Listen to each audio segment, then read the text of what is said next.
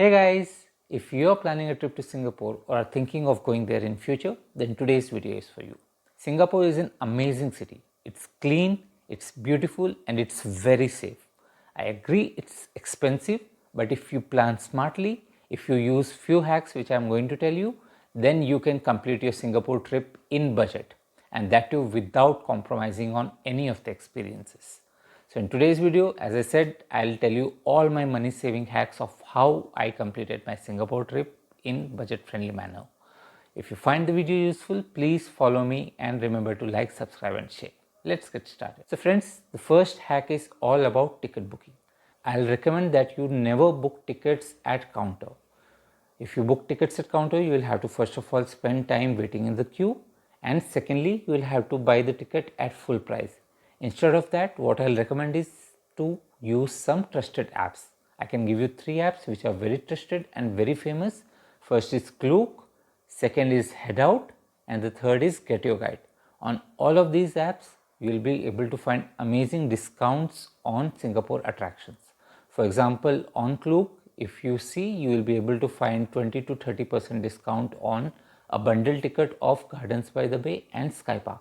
And on top of that, if you use my promo code VEGSTROLLER on Klook, you will be able to get some additional discounts. So always use these apps, book online in advance, at least 1 to 2 days in advance, and basis that you will be able to save both time as well as money. You just have to go there, show your QR code at the gate, and you will be able to enter the attraction. So that's hack number 1. Now let's talk about hack number 2, free attractions. While there are many attractions which are paid, Singapore also has some free attractions which you can enjoy without paying anything. Yes, without paying anything. For example, if you are going to Gardens by the Bay, then yes, you will have to pay or buy tickets for entering the cloud forest, but you can watch the sky tree, the night show absolutely free. Similarly, there is outdoor area, there is water park within Gardens by the Bay which is absolutely free. There is walking area, there is running area, there is exercise area, there is a beach. It's all absolutely free within Gardens by the Bay. Similarly, apart from Gardens by the Bay, you have Sentosa Island. So you can go on the beaches, you can go on the nature trails. Everything is absolutely free in Sentosa as well. In addition, you also have Botanical Gardens, Botanic Garden, East Coast Park and McRitchie Reservoir. All these are natural spots which are absolutely free, which you can explore and enjoy. Then there are certain museums which give free entry on few specific days. You can check that online and you can go there. Apart from that, you also have malls, you have other places where children are allowed for free or where children activities are free. So children can go and play, they can have fun in the rides, they can have fun in water park, and it's all absolutely free. So that ways you can have a lot of fun without spending anything, and you should always check those out. Next hack, it's all about saving on transport. Singapore has some amazing world-class transport, especially the MRTs. Those are absolutely a must-have and must-go thing for everyone visiting Singapore. Just buy a Singapore pass if you are traveling as a tourist. You can buy an unlimited tourist pass, or you can buy an EasyLink card, or you can also in fact use your credit card, debit card or forex card. I have created a separate video on this as well. I'll share the link of that in the I button or in the description. You can check that out and you can figure out which card suits you. But in total, in summary, use MRT as a public transport operation. You can easily conveniently reach from one point to other point in Singapore in a very time saving manner, and it will not cost much. Any Singapore trip, whether it's bus or MRT, you'll be able to complete it within $2 to $3. So it's very cheap and effective. Next up, shopping. Shopping, you have amazing options available in Singapore for all the high-end as well as low-end customers. If you are planning to buy a low-end product, for example t-shirts, garments and other things, I recommend you go to Bugis. You will be able to find very good quality clothes starting from $5. So you'll be able to do lots of shopping there. If you're planning to buy souvenirs, I'll suggest you go to Little India. You'll be able to get products at cheap rates. If you're planning to buy electronics, then I'll suggest you go and buy it from the mall. There is DJ and other well-known electronic stores which will give you all the electronic items at a very good price, And in fact, if you're buying through these good stores, do not forget to collect the VAT refund receipts. Using that particular VAT refund receipts, when you are returning back at the departure at the airport, you can submit those VAT receipts to get some money back in your account and save some particular money.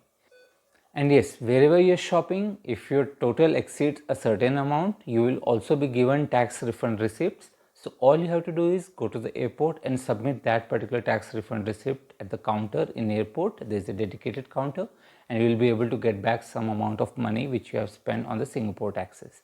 So that way it will be a win-win for you and you'll be able to save money. Next up, saving money on food.